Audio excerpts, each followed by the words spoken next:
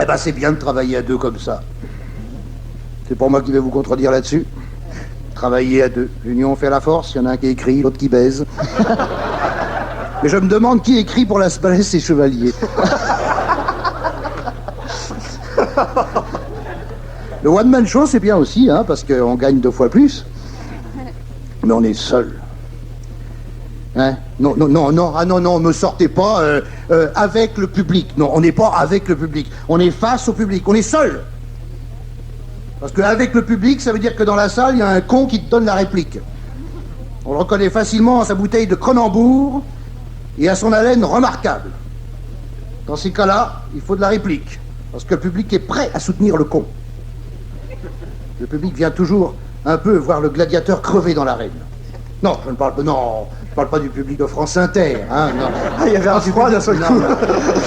Je parle du public normal, celui qui paye. Il faut donc de la réplique. Quand un mec dans la salle se fait l'interprète de sa cirrhose. Un soir, il y en a un qui se lève et qui se retourne vers le public dans la salle en disant « Ha ha, j'ai jamais vu un spectacle aussi con !» Voilà, honte, j'étais débutant. J'entends une voix au fond de la salle qui fait « Moi, j'ai jamais vu un con aussi spectaculaire !» Ah, mais j'ai bien fait d'être marié à cette époque-là. Autre style d'emmerdeur, le journaliste qui galope tête baissée autour de la salle avec son flash et qui prend 74 photos dont la moins réussie paraîtra le lendemain dans le journal. Enfin, quand je dis le journal, disons l'emballage à poisson et n'en parlons plus. Mais ne nous plaignons pas, que tout cela n'est que détail. Quand on a, hein? Mais oui, quand on a devant soi 3000 personnes. C'est pas de moi, c'est d'Eddie Mitchell. Quel bonheur, après la fermeture du rideau, que de voir toutes ces filles faire la queue pour sortir de la salle.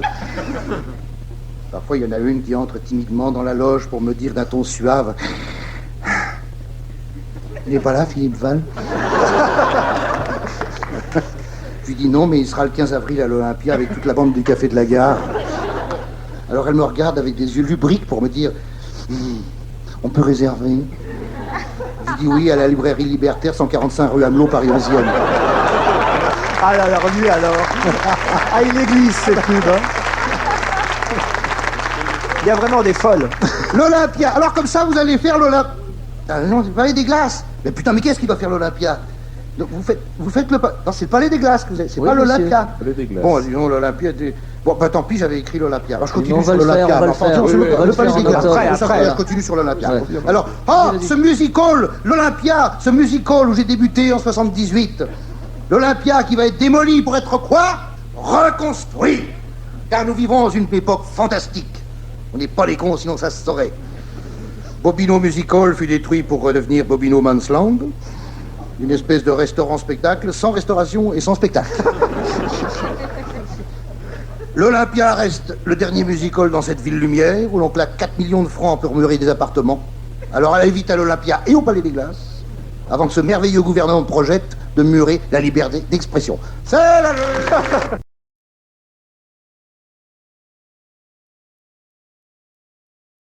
Eh ben, aujourd'hui, si vous le voulez bien, je me livrerai à une petite revue de presse, étant donné que rien de très très très important ne s'est déroulé la semaine dernière, ou alors je ne m'en ai pas mis au courant. Alors tout d'abord, en couverture de Télé 7 jours, où est-ce que je l'ai foutu ici?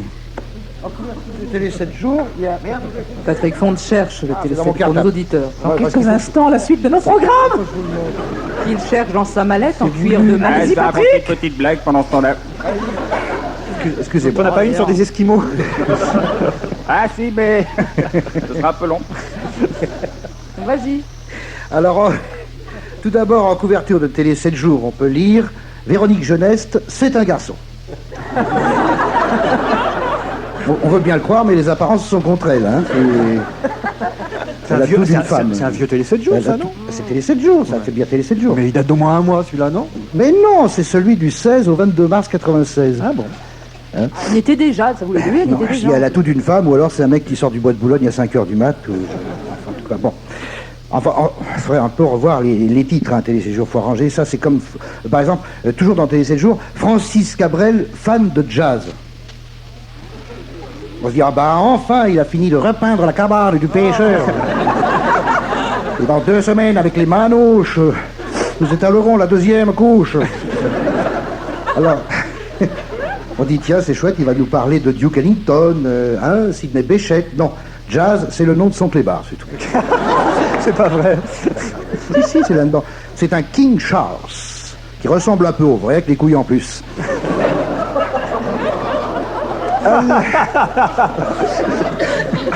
Et les oreilles en moins. Alain Gillot-Pétré, connaissez moi je connais les deux. Et c'est parce qu'il y en a un qui a des cheveux comme ça et l'autre qui a une queue derrière. Alain Gillot-Pétré est primé pour la 5e fois lors du Festival international de météo d'ici les Moulineaux. Ils n'ont pas grand-chose à foutre à ici les Moulineaux. Ça doit être jumelé avec Tchernobyl à mon avis. Ça me rappelle le seul festival existant à Albertville. C'est qu'à Albertville, que c'est Albertville, il y avait eu des Jeux Olympiques, là-bas c'est une catastrophe. Bref, il y a un feu dans la ville, on traverse la ville et avec un peu de chance on a le feu vert, ça on voit rien. Et c'est Albertville. Il y a un festival de musique militaire, tous les ans, suivi d'un festival de vomi, puisque c'est sponsorisé par Cronenbourg. Faites très attention. Une nouvelle confrérie réunit les chevaliers du fromage de tête. Parmi les chevaliers du fromage de tête, il y a notamment Michel Leb, qui doit être jumelé avec ici les Moulineaux. Chaque chose à sa place. On dirait, monsieur Lustiger, Monseigneur Lustiger, on va pas l'appeler madame, Monseigneur Lustiger est bien entré à l'Académie française avec une œuvre intitulée « Si l'hypocrisie était liquide, tous les croyants seraient noyés ». Alors, Je voudrais à noter, juste signaler à ce propos, Patrick, qu'on a appris cette semaine que Monseigneur Lustiger était à l'Académie française, que l'abbé Pierre était au Zénith, mais Monseigneur Gaillot n'est pas souffrant, pour autant. à noter qu'à l'Académie française, les femmes sont en nette minorité, pourtant elles risquent rien. C'est vrai, c'est vrai. Elles sont à l'abri du harcèlement sexuel. Si l'on en croit les saines lectures de ce haut lieu de la pensée, où l'on aime le sexe plus par nécessité que par goût. Donc on s'en sert pour faire pipi. Dans le domaine de l'amaigrissement, alors vous avez le Bermuda, je vous le montre, le Bermuda thermo-amincissant. Mais c'est Romanov qui t'a refilé ses lectures. Oui, bien sûr, oui, tiens, tu feras ça à ma place. Le Bermuda thermo-amincissant, qui masse vos hanches, masse vos fesses, masse vos cuisses. Alors, j'en ai essayé un. Non. Voilà ce que ça a donné quand je suis allé à la poste. Bonjour, madame. Je voudrais poster ce colis. Je voudrais un carnet de timbres à 2,80. Une heure plus tard, je m'efforçais d'expliquer au commissaire du 17e arrondissement que cet accès libidineux était dû au Bermuda thermo-amincissant que j'avais commandé en remplissant le bon pour 15 jours d'essai sans risque. Sans risque. J'ai été inculpé d'outrage public à la pudeur, alors que Pradel se monte toutes les semaines à la télé. C'est injuste, quoi.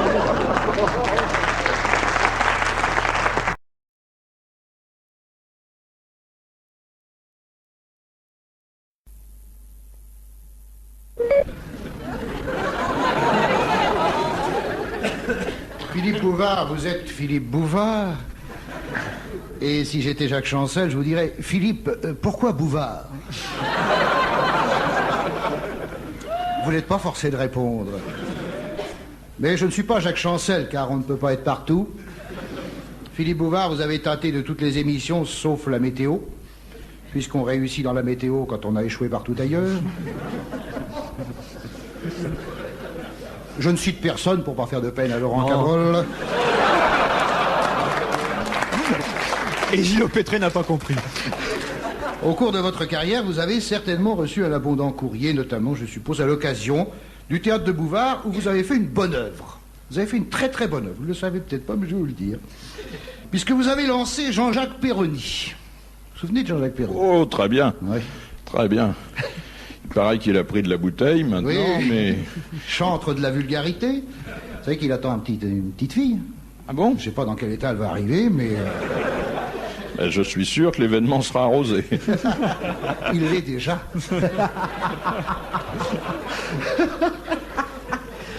chantre de la vulgarité qui est écrite aujourd'hui dans la Grosse Bertha, le journal qui sort le même jour que le néant du jeudi.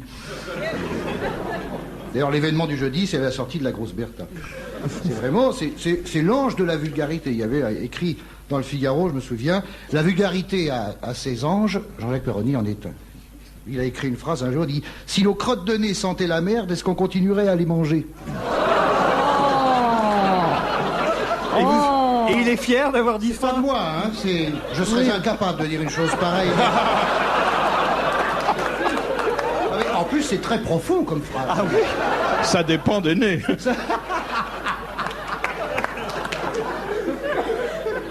Alors, je suppose qu'en travaillant avec cet individu, vous avez dû vous attirer un courrier éloquent. Alors, je voudrais aujourd'hui m'adresser aux auditeurs qui nous écrivent pour nous exprimer leur indignation à propos des éventuels dérapages qui sont inhérents à la liberté d'expression dont nous jouissons à France Inter, la seule radio qui a des couilles entre les oreilles.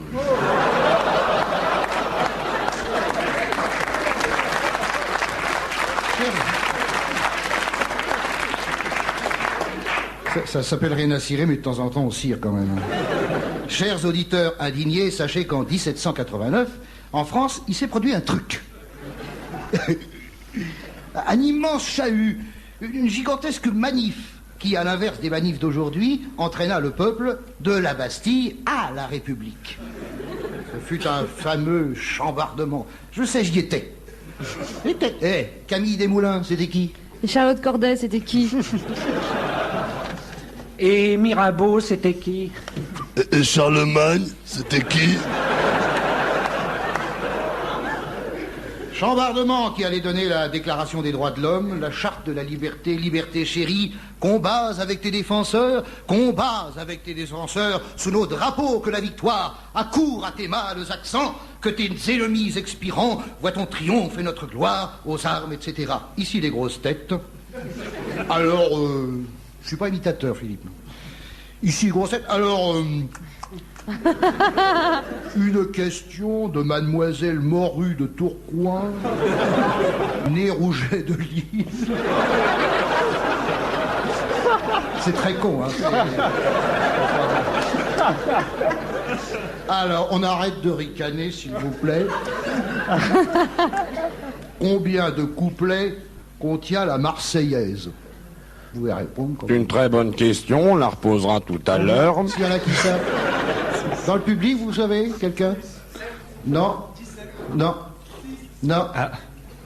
Non. 12. Non. 18. Non. Qui est-ce qui a dit 8? Personne. Eh bien, c'est ça. 8 couplets de la Marseillaise. Vous avez gagné le pins de Jean-Pierre Foucault. Ça représente un entonnoir avec un élastique.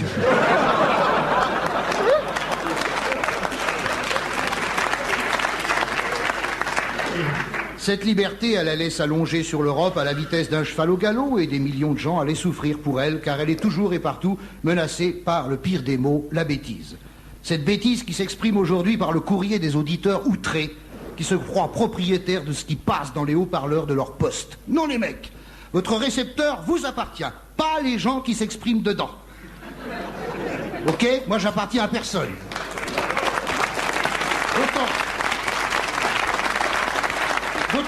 D'autant que, nom de Dieu, sur votre poste, il y a un bouton, vous pouvez le tourner, nom de Dieu. C'est pas possible, vous n'êtes pas paralytique. Je préférerais pas tout de même. Quant à ceux qui téléphonent, ça sert à rien. À rien, on n'en tient aucun compte. Et plus vous protestez, plus on en refera, rien que pour vous faire chier. Non, Patrick. Mais c'est le printemps. C'est le printemps. Voici heureusement dans le courrier des pisse froids les billets doux des gens heureux qui nous écoutent le matin, au lit ou dans leur bain et à qui je lance le dernier couplet. Pour assombrir le paysage dont j'inonde mes couplets, il y aura peut-être des mariages, mais le monde n'est pas parfait. Au revoir, demoiselle, la journée fut bien belle, ainsi s'achève ma balade. Et c'est les larmes aux yeux que je retourne au temps maussade, où les crétins sont sérieux. Amen.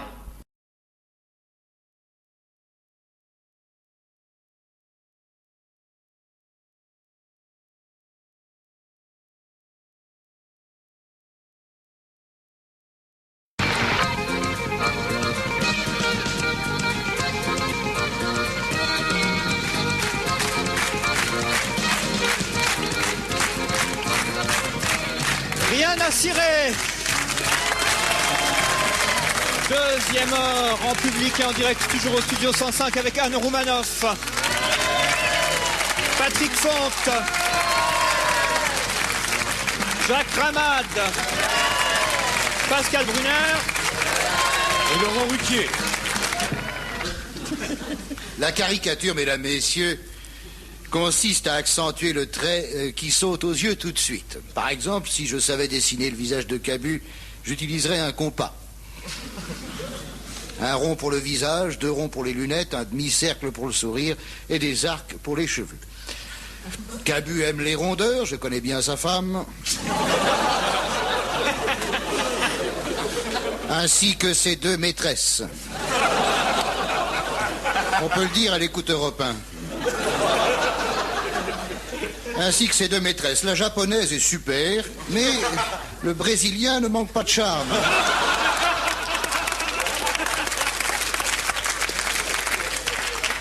De toute façon, les 3 sont mieux que Dorothée, avec qui d'ailleurs tu n'as jamais eu de contact intime, car elle pète. Ah pardon, elle chante, oui, enfin c'est pareil. Donc, saisir le trait le plus marquant, mesdames, messieurs. Alors, chez Le Pen, tu dessines toujours un bandeau, mais fais gaffe, le bandeau va bientôt changer d'œil, car il faut aérer de temps en temps. Avec son front proéminent, voici Giscard, l'hydrocéphale. C'est pas un front, c'est un château d'eau. D'ailleurs, il utilise un rasoir à tête flottante. Je suppose que pour dessiner Giscard, le dessinateur commence par ébaucher une ampoule électrique, très enflée au sommet, très fine à la base. Pour Chirac, c'est le nez en brise-glace, naturellement le nez de Chirac, dont les narines arrivent un quart d'heure avant lui. Au contraire de Raymond Barre, dont le postérieur arrive un quart d'heure après. Alors ça, ce que je viens de dire, voyez-vous, c'est de la caricature verbale. Car il y a de la c'est-à-dire l'exagération du propos. Par exemple, à propos de Françoise Verny. Ah, vous voyez, déjà ça les fait marrer. Donc, c'est pas la peine de caricaturer beaucoup déjà. Tu dis Françoise Verny, on la voit déjà. Alors Philippe Val, à ce propos, évoque un accordéon rouge sur un pneu de camion. Il prépare un nouveau livre, Chercher la valve. Aux éditions PUF. Tandis que Pascal Sevran se fait surnommer Clignancourt. Mitterrand était assez facile à caricaturer du temps qu'il ressemblait à une locomotive de Far West, avec 3 canines qui rendaient la monnaie. Avant l'avènement de la télévision et de toutes les catastrophes qu'elle a engendrées, le dessinateur devait dessiner un petit panneau avec le nom du personnage collé sur un cartable pour un ministre, sur une valise pour un chef d'État étranger, sur le front pour Lynn Renault. Cette pratique a disparu puisqu'on reconnaît tout le monde sur le dessin. C'est pourquoi Jacques Faisan continue. Non, je suis vache, c'est très dur de produire un dessin par jour, même si c'est drôle une fois par an. Je suis encore de mauvaise foi, c'est que je lis le Figaro une fois par an. Ben oui, on me le monte à l'hôtel avec le petit déjeuner. Impossible de dire à la serveuse, j'ai pas demandé ça. Enlevez-moi ça tout de suite, c'est contagieux. Ah, j'imagine ce qui se passerait si un jour au Carlton ou au Lutetia, le personnel apportait la grosse Bertha sur le plateau du petit-déj.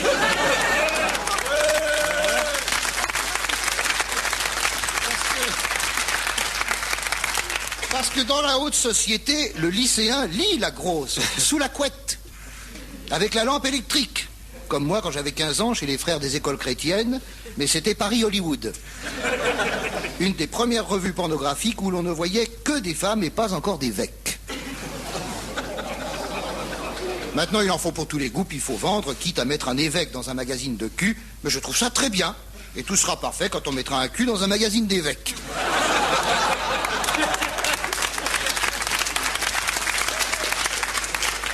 Alors, Cabu, as-tu déjà caricaturé Richard Boringer?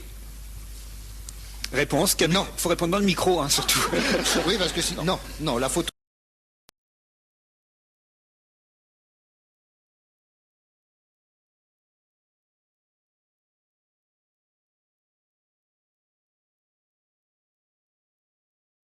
Il connaît lui là. Qu'est-ce que tu veux dire? Eh ben, on va jouer ensemble, Daniel, si vous voulez bien. Hein. Oui, mon grand. Si vous voulez bien. Tu viens t'asseoir là, non? Oui, je vais vous donner un petit rôle, là. Ça changera pas. Voilà. Ah bah voilà. Alors, il y a 3 interventions à faire. Une en parlant, l'autre en pleurant et l'autre en parlant. Hein. Mais ne vous inquiétez pas, je vous fais signe quand il faut parler. Hein. D'accord? On y va. C'est un piège, je pense. Non, absolument pas. Non, absolument pas. Si, Non, mon vieux, non, si c'est vous pas un restez là, piège. je peux vous foutre des coups si vous êtes près de moi. Oui. Si vous m'embêtez. Allez, on y va, c'est Absolument, parti. absolument. Non, c'est pas un piège du tout. Non, Allons, je me lève parce que j'ai besoin de bouger un peu pour jouer de temps en temps et après je reviens pour jouer de temps en temps. Alors bonjour Daniel Secadi. Alors il faut que je me présente. Je suis auteur et j'ai participé au texte de La Danse des Canards. Je suis à la SACEM et aux acédiques. Et j'ai fait un stage de macramé il y a 3 ans avec le décorateur de Tournée Manège. Voilà. Alors j'ai écrit un scénario. Faudrait que vous jouiez le rôle. Ça serait donc un scénario. Ça s'appelle Dernier amour sur la plage. C'est moi j'ai trouvé le titre. Avec donc il y aurait Daniel Secaldi et une jeune fille, Juliette Quinquin. C'est la dernière star avant la prochaine, très bien, mais c'est pas encore ça. Je dirais, sa diction ressemble un peu à une élève de CM1 qui réciterait la table de 4. Alors, ce que je vais vous demander, c'est de faire Juliette Quinquin, de faire la jeune fille. Ah bah oui. Un peu, Les conneries commencent. Un peu con. Elle est très belle, hein. Faut mettre c'est érotique. Ce sera une composition. Elle est très belle, mais un peu con, hein. C'est souvent le cas au cinéma. Hein. Oui. Donc c'est un rôle de composition. C'est pour moi, ça. Oui, c'est pour ça qu'on le fait à la radio. Alors, quand je vous fais signe, vous faites, vous jouez comme vous voulez, on verra. Je vous reprends si ça va pas, on recommence. C'est parti. Vous inquiétez pas, c'est parti. Bon, Dernier amour sur la plage. C'est l'histoire d'un cadre supérieur, employé à Eugene Kuhlmann, qui passe un week-end d'été à Pornichet. Vous voyez, c'est pas de la merde déjà. Hein. Le premier soir, il est debout devant la cabine téléphonique où Juliette Quinquin est en train de téléphoner en pleurant. Visiblement, elle est au bout du rouleau. Alors elle quitte la cabine téléphonique, elle va vers l'hôtel et elle boit. Il la rejoint, ils boivent ensemble. On les voit qui boivent dans un verre comme ça, ils boivent. Déjà, on se fait pas chier, ça dure un quart d'heure, ça. Et ensuite, il lui propose d'aller prendre l'air sur la plage. Mais la plage est à 30 minutes. Et pendant 30 minutes, on les voit qui marchent côte à côte. C'est passionnant. Il y a des gros plans, des arrière-plans, des surplans. On voit les pieds, on voit les épaules, on les voit qui marchent. Ça, c'est du cinéma. On se fait pas chier, on peut aller voir un film pendant ce temps-là même. Ils arrivent sur la plage. Ils s'allongent sur la plage. Elle s'allonge sur la plage. Ils s'allongent. Vous voyez l'image, hein? C'est beau. Oui, c'est beau. Ils s'allongent auprès d'elle. Ils l'embrassent, elle aussi. Ça veut dire qu'ils se foutent un patin là, comme ça. Ils tentent de la dévêtir. Attention. Ils tentent de la dévêtir. Elle se rebiffe. Oh putain, c'est à moi. Non, que c'est bête. Elle se rebiffe et elle dit... Non, Oscar Julien. Il s'appelle Oscar Julien. Ah oui, il s'appelle Oscar Julien. Mon ami m'a largué, mais vois-tu, pour une fois, je voudrais qu'on m'aime pour ce que je suis vraiment. Et non pas pour ce que j'ai. Même si j'en ai beaucoup. Dieu que c'est bête. Non, c'est parce qu'elle en a... Mais Julie était un peu con. Ah bah ça va. Oui, je comprends, Charline. Elle s'appelle Charline. C'est bien ça. Je comprends. Alors, le lendemain soir, il se lève. Voyant qu'elle se rebiffe, il se lève. Et, les mains dans les poches, contemple l'océan. Je ne vous dis pas le geste que fait Patrick Font. Il secoue sa monnaie dans sa poche droite. Vous voyez, je dis ça pour les auditeurs. Alors le lendemain soir, il l'invite à dîner dans son camping-car. C'est poignant, là. Ils dînent ensemble, elle fait la vaisselle. Et quand elle a fait la vaisselle, elle court contre lui, elle se blottit contre lui en pleurant. Alors... C'est ça? Oui, il faut. Ça suffit, hein, Oui, ils ont compris. Pas terrible, hein. Ah bah, ça va, il va falloir revenir au conservatoire. Je vais pas pleurer comme une gonzesse pendant 3 alors heures. elle pleure. Qu'est-ce qu'il fait? Voyant qu'elle pleure, il la déshabille d'un seul coup. Là, il arrache les vêtements. Et elle se rebiffe. Encore? Oui, elle se rebiffe. Alors... Elle passe son temps à se rebiffer. Oui, elle passe son temps à se rebiffer. La cave se rebiffe. Oui, voilà. Alors, comme elle se rebiffe, elle est toute nue, elle se rebiffe, il descend du camping-car et les mains dans les poches va contempler l'océan. Elle le rejoint et elle s'excuse d'avoir résisté. Et elle dit... Pardonne-moi, Oscar Julien, mais je ne peux pas. Je ne peux pas. Oui. Quelque chose en moi reste bloqué. Ah bah, faut tirer sur le fil. Et alors, le lendemain... Le lendemain, on les retrouve... Alors ça, vraiment, faire jouer à Daniel Secaldi, ce genre de truc. Attendez, taisez-vous, les bateaux. Je touche le fond, là. Ah, comme le temps passe. Oh, c'est amusant, ça. Le lendemain, on les retrouve partis sur un bateau à la pêche au gros. On comprend qu'ils ont fait l'amour car ils lisent son journal. Alors on se dit, les voilà unis pour les vacances, pense-t-on, penses-tu? Unis pour les vacances, ah, Kékette. Oui, Kékette. Je pèse mes couilles, mes mots, pardon. Car d'un seul coup, il se rappelle, on suit là-bas, qu'il a une femme, 2 enfants, 3 caniches. Et qu'il n'y aura pas de place pour tout le monde dans le combi. Alors le lendemain, et c'est là, la scène de fin, la conclusion est bouleversante, parce que on voit le car qui arrive avec la famille du mec, et alors Charline qui part dans sa Porsche et qui dit cette phrase extraordinaire: les hommes, c'est tous les mêmes. Bon, ça vous fait rien. Alors, et dans le car, on voit le gosse, le fils aîné, qui dit à sa mère, qui est en train d'allaiter le petit, qui est à 3 fauteuils plus loin, c'est de dire, c'est là, maman, regarde, c'est une Porsche Turbo. Maman, regarde, putain, c'est une Porsche Turbo. Et la mère dit cette phrase extraordinaire: oui, mais ça ne suffit pas pour être heureux. Et on voit le mot fin s'incruster sur le pantalon d'Oscar Julien, qui tourne le dos à l'océan.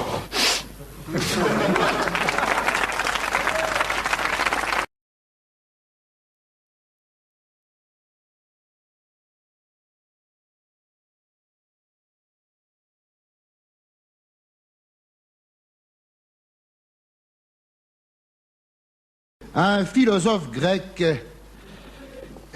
Ça commence très haut, mais rassurez-vous, on descend très vite. Hein, C'est bien, c'est que maintenant tu préviens en plus. Est-ce utile?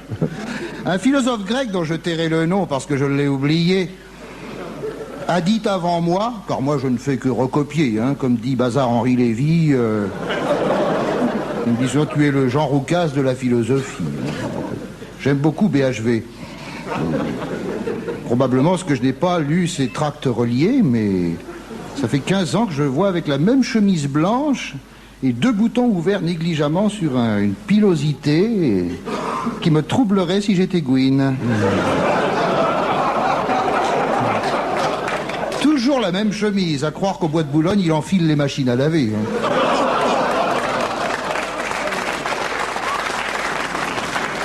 Mais il doit mettre sur 5 parce qu'il a toujours les cheveux secs. Qu'est-ce que je disais-il, Quattès?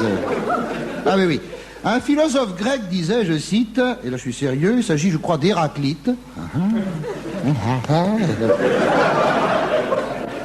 qui a 10 poils à la bite, c'est amusant, ça. Alors, une fois que j'essaye d'être culturel, c'est fin, ça. Merci, madame. Donc, ce philosophe grec a dit, la majorité est mauvaise pour l'homme. Bien que les Grecs aient inventé la démocratie, il a dit, la majorité, je répète, est mauvaise pour l'homme. Autrement dit, la foule est un con. Vous allez me dire, bon, mais la foule, c'est à partir de quel chiffre? Je réponds, à partir de 301. Le studio 105, ne contenant que 300 personnes, on a eu chaud.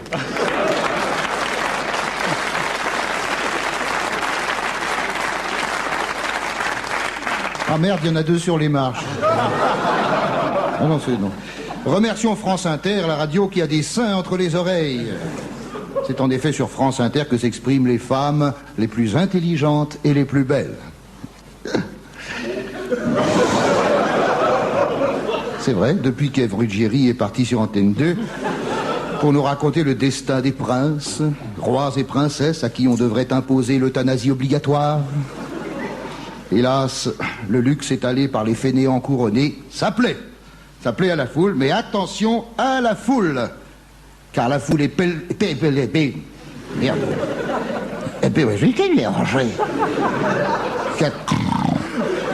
Vache, j'aurais dû être médecin, j'arrive pas à me relire. La foule est perverse, ça y est. Et il arrive un jour où elle en a marre de se faire niquer.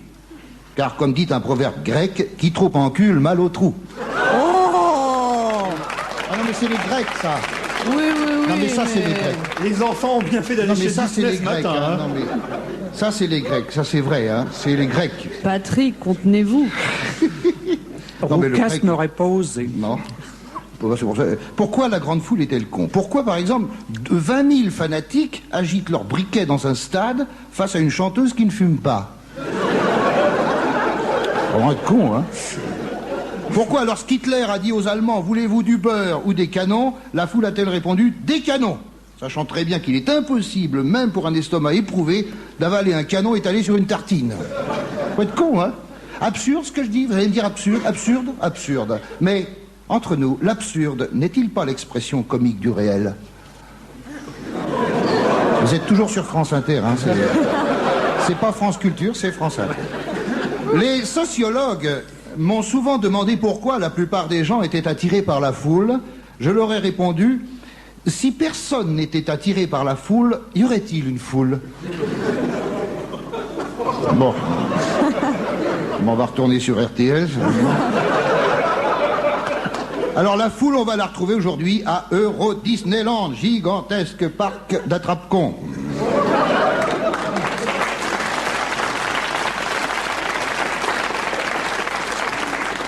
Où les parents émus coifferont les oreilles de Mickey pour montrer à leurs enfants que personne n'est parfait.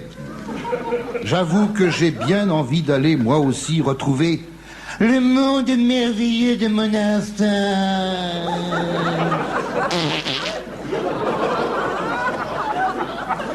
Le monde merveilleux de mon instinct. Et d'aller trouver Blanche-Neige pour faire un lancer de nains.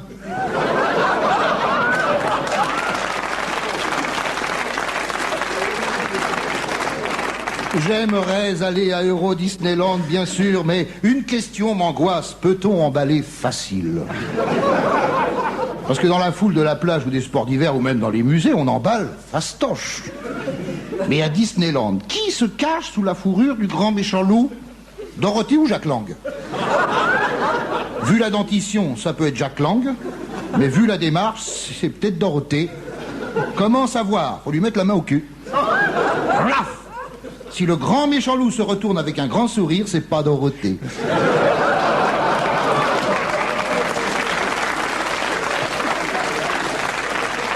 On a la totale ce matin.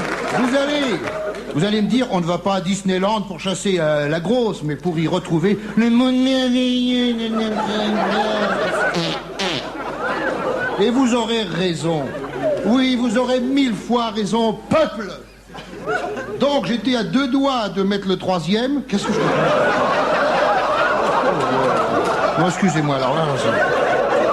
Oh là là là là là là. Mais quelle est la connasse qui a recopié mon texte? Eh, Jacqueline, non, enfin, merde. J'étais à 2 doigts de prendre un billet d'entrée quand j'ai acheté VSD ce matin. Oui, acheté, le voilà. Hein. Anne en a parlé tout à l'heure, avec 3 adultes en couverture, coiffés par les oreilles de Mickey, et juste en dessous, leurs 3 enfants. Que voit-on? Les enfants arborent un sourire commandé par le photographe. Les adultes sourient au monde merveilleux. Serait-ce un signe? Les adultes sourient davantage. L'avenir nous le dira. Mais que vois-je, page 50 et 51? Jean-Pierre Foucault. Eh ben voilà, il n'y a pas que le monde merveilleux de notre enfance. Il y a aussi l'empire crétinisant de la télévision. Moi, cet après-midi, pour 225 balles, je vais aux putes.